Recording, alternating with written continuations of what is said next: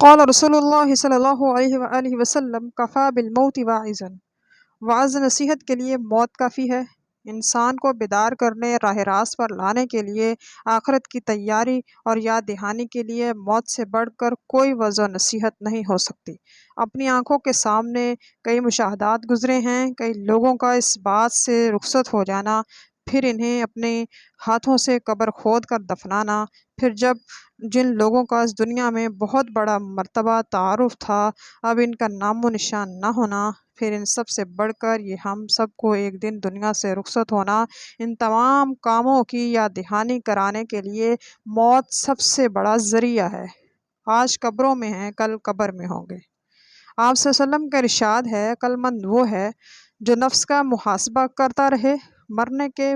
بعد کی تیاری کرے۔ آپ صلی اللہ علیہ وسلم کا ارشاد ہے، لوگوں کو نصیحت کے لیے یہی کافی ہے کہ انہیں موت کی یاد دلاتے رہیں۔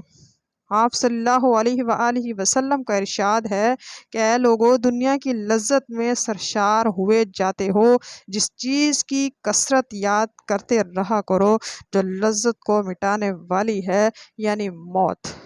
آپ صلی اللہ علیہ وآلہ وسلم کا ارشاد ہے کہ اگر چرند چوپاؤں کو بھی موت سے، اس کے حال سے